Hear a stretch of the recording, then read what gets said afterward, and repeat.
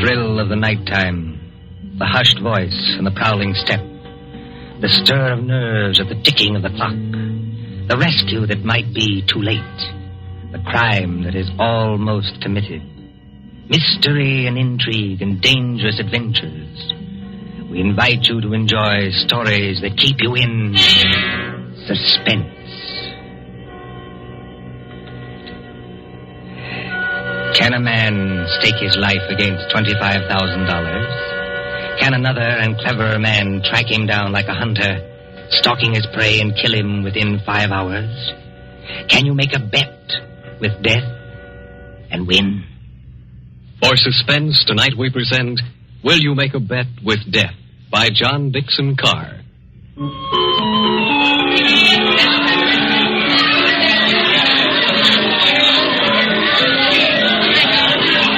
Coney Island on a summer day. There's the beach, bright colored with bathing suits. There's the boardwalk, all straw hats and summer dresses. There's the Ferris wheel and the roller coasters. There is all humanity eating hot dogs and having a good time. And over there, beyond that souvenir shop, is the haunted mill. You get into a little boat. You float through a narrow tunnel into the dark while witches scream. But that fools nobody, does it? There couldn't be any real terror, could there? While the bands are playing and the crowd goes by and... Ladies and gentlemen, a unique attraction. It hurts me to see you stand there and miss this. Only 10 cents, 1 dime, the 10th part of $1 to go through the old haunted mill and get the thrill of your lives. An overstatement if you ask me. 1 ticket, please. Did you say 1 ticket, lady? That's right, 1 ticket. What's the thrill? Beg pardon, lady? I said, what's the thrill? Lady, the gals who come here with their boyfriends don't have to ask that. 10 cents, please. This way and mind the gate. Thank you. Step right up, ladies and gentlemen. Get your ticket for the old haunted mill, where ghosts will walk and corpses... Give me some tickets. Hurry. Just a minute, young fella. I know you want to get into the old haunted mill, but there's plenty of time. How many tickets? I don't know. You better give me 10. 10 tickets. Do you hear that, ladies and gentlemen? Here's a young fella who likes the old haunted mill so much, he buys 10 tickets. Don't call everybody's attention. Listen, I've got a better idea. Whatever boat comes after mine, Yeah? I'll give you an extra $1 to send that boat through empty. Now, what's the matter, son? The cops ain't after you, are they? No. It's nothing like that. Will you do it? Well, money talks, young fella. Okay, go ahead. Isn't there an empty boat here? Well, really? You've got such a great objection to riding in the same boat with me? Oh, I'm sorry. I didn't mean that at all. Don't misunderstand. Then you'd better get in if you want to go. This boat's starting to move. Yeah, I better sit down. You certainly had. Look here, I want to apologize. That's quite unnecessary. This place is rather childish anyway, isn't it? Yes, isn't it? But I've seen everything else, so I may as well see this. Here we go in the dark. What was that? One of the ghosts, I imagine, from a machine. It sounded like him laughing. There isn't anybody on the boat behind us, is there? Oh, I can't see. It's pitch dark. Listen, Miss... My name is Andrews, Betty Andrews. If it's customary to exchange names in a place like this. Mine's Pendrell. Bob Pendrell. Did you say Pendrell? Yes. Do you know it? Oh, no, not exactly. It's an unusual name, that's all. I don't want you to think I'm out of my mind, though I very nearly am. But I've got 5 hours to go. Just 5 hours. At the end of that time, either I'll have won $25,000 or else... Or else? Or else I'll be dead. You know, I wish I'd kept you away from this boat. Well, there's nothing to get alarmed about. For you. I can't tell you much, but I had to tell somebody that or I'd have started yelling. There's just one other thing. Is there? In these places, they've usually got little dim-lighted rooms along the way. Yes, exhibits and things. Yes. Well, when we come to one, I'm going to get out of this boat and hide there. Just don't get alarmed, and don't tell anybody when you go out. Why should you do that? I think I see a light ahead. There is a light, but... Dim, too. That's all but the good. Yes? We're coming around the corner. Look, I'm going to have company when I get off. A waxed dead man on a pile of straw. Oh, I hope I can stand these noises. Goodbye, Betty Andrews. I wish we'd met at a different time. Mind the boat! Here, what are you doing? Getting off, too? Don't be an idiot. What's the idea? You need looking after, Mr. Pendrell. And if we must hide, I suppose this is as good a place as any. I won't have it. Quick, quick. There'll be more boats along. Over behind that dead man on the straw. He'll hide us. Hurry. Well, Now, Mr. Pendrell, in the queerest place I ever get into, please tell me what this is all about. I can't tell you. You said it yourself. If you don't tell somebody, you'll go crazy. Maybe you're right. It's against the strict terms of the bet. But this is the last day. And I tell you, I can't hold out any longer. Lower your voice. There's a boat coming.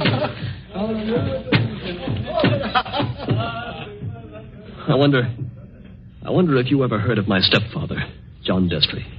Yes? I imagine everybody has. He's a millionaire, and I'm not. I'm just a chemist. An analytical chemist. Not very successful. So if I'd had time, if I'd had money, I might have worked out a process that would have... Well, I think it would have helped in the war. But he's got money. Yes, he's got money. Well, my mother died years ago. This Destry's a big, white-haired, fine-looking fella. You'd think butter wouldn't melt in his mouth. He's got an apartment in the East 60s, secretary, I never met her, valet, cook, that kind of thing. Well, he used to invite me there. I wouldn't go. Then he got hold of a book I had to have. A German work on chemicals. So I went. After dinner in that study of his, over the brandy...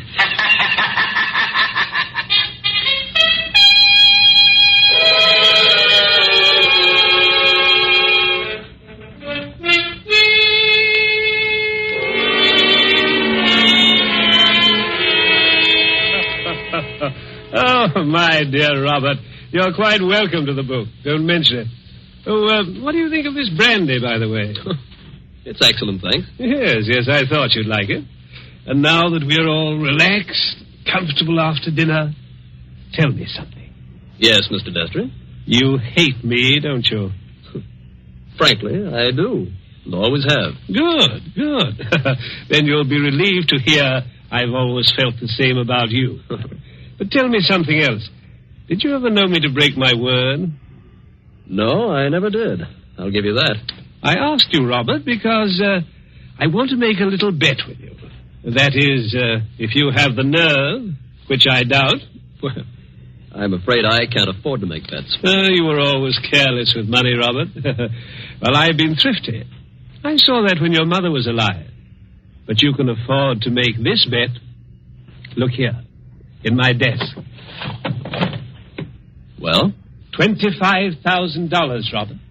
$25,000 in 5 $100 bills. And what would I have to bet against that? Your life. What? My life? There's the money in the drawer. Look at it. What wouldn't you give for that money?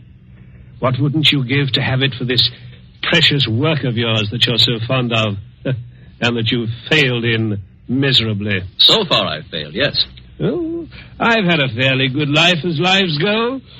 My heart isn't as good as it might be, but the doctors say I'll last a little while yet. But before I go, there's one pleasure, one little exquisite thrill for me to experience. I want to commit a murder. Yes, I said a murder. My bet is that I can kill you within 6 months, and that you can't stop me, and that I'll never be punished for it. What do you say? Yes or no? I believe you mean that. Of course I mean it. And just how would you propose to kill me? That would be telling. You know, if I had time to think this thing over... There's no thinking it over. Now. Yes or no? Yes. You must need the money badly, Robert. I do need it. But oddly enough, Mr. Destry, that isn't why I'm doing this. No? No. I want to show you can't play the Lord Almighty and get away with it. Are you challenging me? Yes. You don't think I can do it? I know you can't. We mustn't get excited, Robert. There will be conditions to the bet, you understand? What conditions? First of all, you'll never mention this matter to anyone. All right. That seems fair enough. You'll remain within the city limits of New York for 6 months. You'll spend at least 1 hour of every day walking the open streets alone. All right. You'll spend at least 1 hour every evening in your own room alone. I may come to see you, or I may not. Trying to scare me already, are you? Finally, you'll write out a little note and give it to me. There's pen and paper on the desk in front of you. Write it now. Let's hear what I have to write before I do anything like that. You will write, I am a failure. You can't stop harping on that, can you? I am a failure, and this was the only way out. I wouldn't have done it otherwise. A suicide note? Yes. I intend to use it when I, operate. And if I won't write it? Then there's no bet. All right, I'll do it. It's now, let's see, 9 o'clock on the night of January the 10th. If you're alive and not in a madhouse... Does that go into the bargain, too? Yes. At 9 o'clock on the night of June 10th, given those conditions, you will receive $25,000. Can't you hear the dice rattle, Robert? You're playing with death now. I know it. Aren't you going to finish your brandy? No, thank you. Oh, then pour it back into the decanter. You heard me. Pour it back into the decanter. If you were as careful as I am, you wouldn't be where you are now. That's right. Always be thrifty. I can promise you, by the way, that you'll always be perfectly safe as long as you're in this apartment. But that's the only concession I make. I notice your hands are steady at the moment. I wonder what they'll be like a month from now.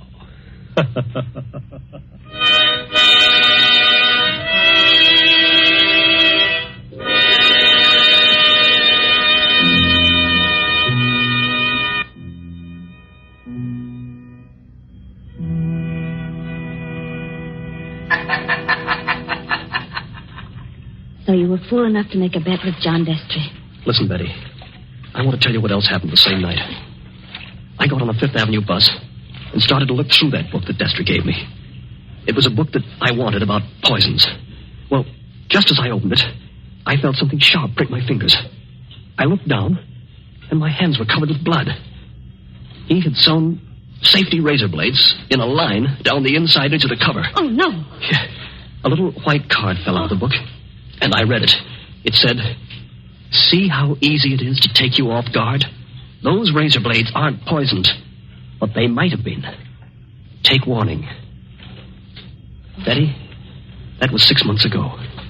6 months less 5 hours of careful, refined torture.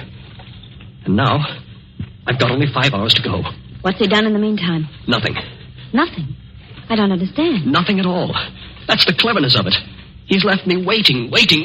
Expecting something. Expecting it every hour of the day or night. Once at the laboratory where I work, I opened a box that I thought was from a chemical supply house. And a Mexican tarantula, one of those furry spiders about as big as your fist, ran out across my hand. It was a toy tarantula. He enclosed a card asking whether I didn't admire it. Bob, this can't go on. I used to think I didn't have a nerve in my body. I could hold the test tube at arm's length absolutely steady for minutes at a time. Now look at me. Don't, please, don't. But the waiting's almost over now. Walking the streets, wondering who's behind you. Sitting alone at night, listening for every step on the stair. He's got very little time left now, and he's got to do something. The question is, what's he going to do? Well, maybe he doesn't mean it. Maybe he's only doing it to scare you. And lose all that money? Oh, you don't know my stepfather. Listen. Huh? I don't hear anything. That's just it. There's no sound of running water. The boats have stopped. Then we're all by ourselves in here. Or with him. Yes. Oh, Lord, how I wish I hadn't gotten you into this. Oh, I'm all right. Or at least I think I am. I thought I saw him in the crowd outside, but I couldn't be sure. I'm seeing him everywhere. Now, Bob, just a minute. Just tell me one more thing. Did you ever see Mr. Destry, I mean face to face, After that first night? Oh, many times. He came to see you? He came to my laboratory once, yes, but mostly I went to see him. And why? Because it was the only place in the world I could feel safe. He's promised that nothing should happen to you while you were in his apartment. Don't you see it was part of the torture? Night after night he'd invite me, and I'd go. Right up until last night. Last night. We were in that study of his, with the devil masks on the walls. And he was sitting behind the big mahogany desk.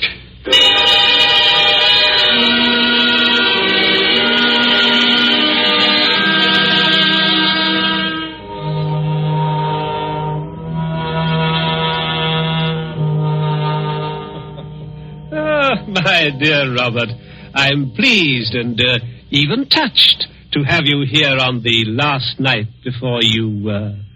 Why don't you say die and get it over with? Oh, well, let's not say die. No? The clergy contend that we never die. We only change. Now let that be a consolation for you. Must you be going so early? There's that 1 hour at home rule to our bet, if you remember. I remember. You're keeping to the rule. Yes, and I mean to beat you at this if it's the last thing I ever do.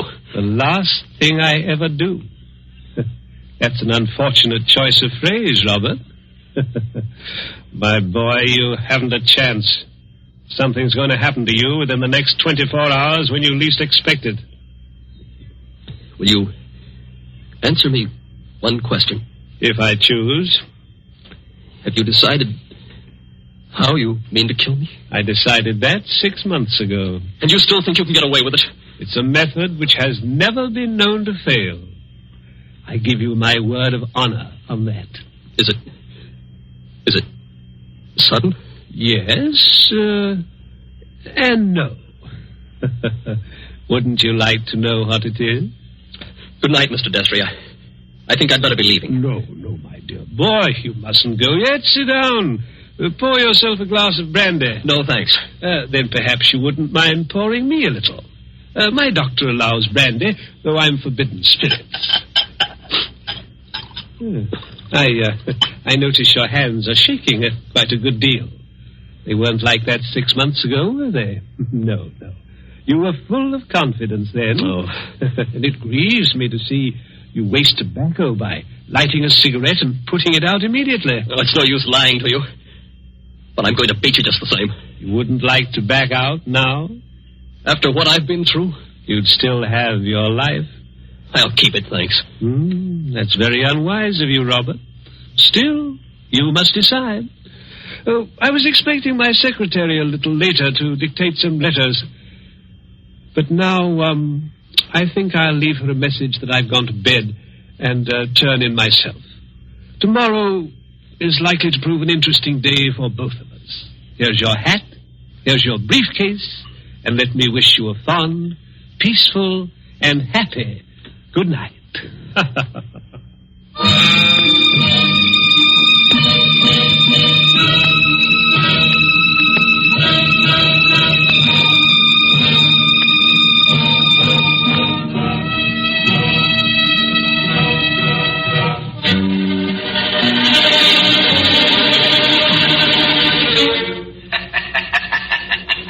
That was last night, Betty.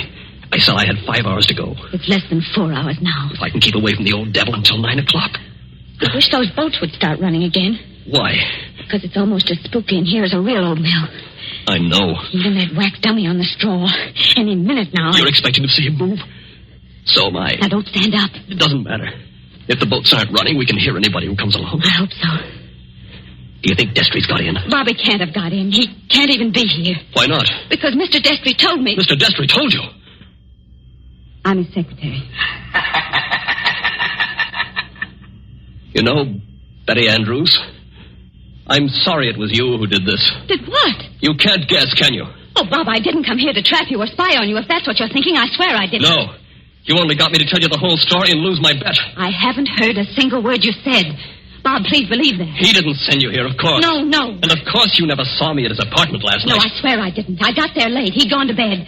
I didn't even take off my hat or gloves before I left again. Don't you understand, Bob? I hate him, too. I want to see you beat him. You've got to beat him. You mean that? Look at me and see if I mean it. Betty, I almost believe you. You must believe me. And Anything else? we better hide behind that dead man. Hurry. Those boats have started up again. I wish I could tell you, Betty, what that means to me. Come on, hurry. Wait a minute, you two. But Stay just where you are. where's that voice coming from? Along the tunnel, I think. But it's not Destry's voice. No, it's a man standing up in a boat. He's coming around the corner. I can see him now. Hurry. The old haunted mill, eh? My golly, if this ain't some place to make a pinch, I never heard of one. What do you mean? Make a pinch? Just what I said. Your name, Robert Penrell? Yes. Who are you and what do you want? Police headquarters. You're to come along with me. I want to see you over in New York. About what? I wouldn't know, lady, but it might be about the murder of John Destry. Oh, no. Did you say the murder of John Destry? That's right. Somebody poisoned him last night with mercury cyanide. I wouldn't have got you at all, maybe, if the barker outside there hadn't thought the cops were after you to start with. Betty, Yes, Bob. he's beaten me. He hasn't beaten you. Oh, yes, he has. And I know now the weapon Destry was going to use in killing me. What weapon? It never fails. The electric chair. You mustn't talk like that. Don't you see? He never once intended to kill me in the way I thought. Are you coming quietly, Mr. Penrell? Just a minute. He's poisoned himself. But he's left evidence to show I did it. He's killing me the worst way possible. He's won the bet. The money doesn't matter now. If I'm in the death house for murder, what use have I got for all the money in the world?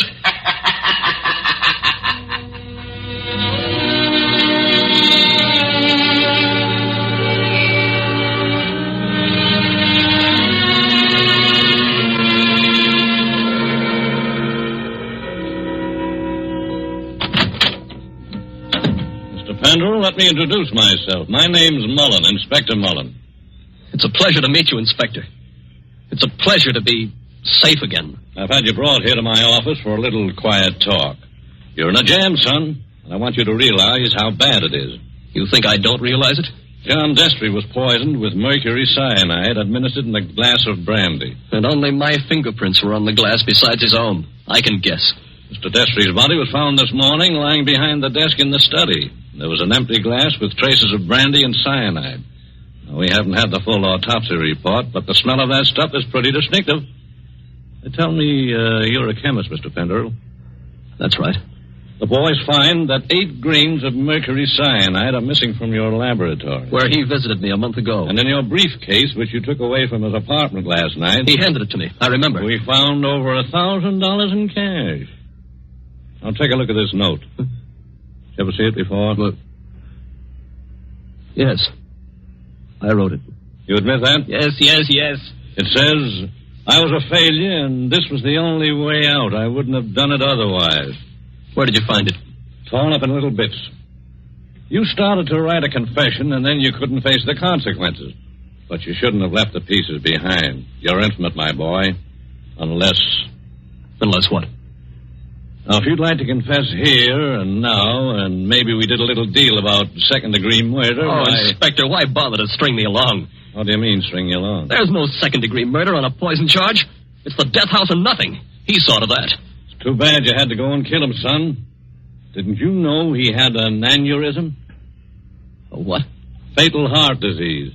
He said that he had heart trouble, but... Heart trouble? His doctor says he couldn't have lived 8 or 10 months anyway. And you might have got something in the will. So that's why he did it. Did what? Killed himself. You still stick to that crazy story you told the boys? He's going to kill me, isn't he? With 3,000 volts of electricity.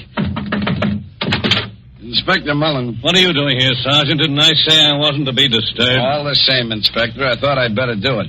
There's a young lady here, a Miss Betty Andrews. I think you'd better see her. I'll see her when I'm good and ready. And I think you'd better see her, Inspector. We've just heard from Mr. Destry's lawyer. Well? He said that young fellow there, Mr. Penrell, inherits $25,000 in Mr. Destry's new will. Did you hear that, son? Do you see what you'd have gotten if you hadn't gone and killed him? He was keeping his promise, that's all. A fine lot of good it'll do me now. But look, Inspector, I've just talked to the medical examiner, and he says there's no poison in Mr. Destry's body. Say that again? There's no poison in the old man's body. Somebody's kidding you. An empty glass with the smell of mercury cyanide and a dead man with a congested face behind the mask? What did kill him then? Well, you'd like to listen to Miss Andrews, Inspector. She's right here now. I think you'd better listen, Inspector. I've been trying to tell you all afternoon. Go ahead, Miss Andrews. I've been over and over it. But until they got the medical report, nobody would listen. Can you tell us what killed John Destry? Yes. Poison killed him. But the sergeant's just been saying there was no poison in the body. Inspector, will you listen? I was at Mr. Destry's apartment late last night. Well, so what? You didn't kill him, did you? The servant said he'd gone to bed. So I looked into the study to see if there were any instructions. Was Mr. Destry dead then? I don't know. I couldn't see his body because it was hidden behind the desk. I didn't even learn he was dead until late this afternoon. But I did see a full glass of brandy. A full glass, did you say? Yes. So I picked up the glass and poured the brandy back into the decanter. That's what he always made us do. And I didn't leave any fingerprints because I was still wearing my gloves. And that was the same glass you later found empty. But you still are not telling us what was the poison that killed John Destry. It was the poison in his own system. He worked out this plot to convict Bob Pendrell. Only just as he stretched out his hand to drink the cyanide... Inspector, I think I see it. It was his last great hour. He couldn't resist such gloating as he'd never known before. That's it. His heart wouldn't stand it, and he fell dead behind the desk. And I think, if you study the expression on his face, you'll find he died laughing.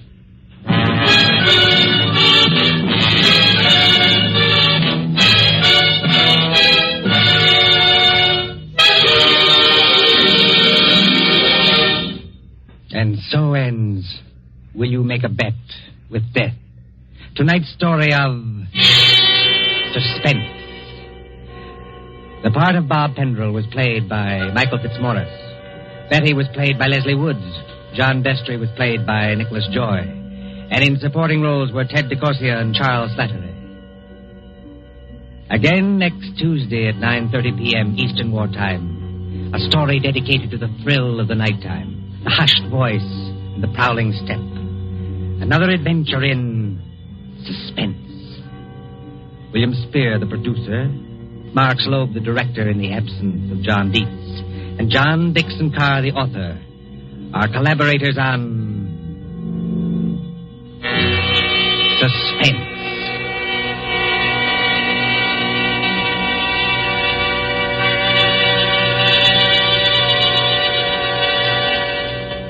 This is the Columbia Broadcasting System.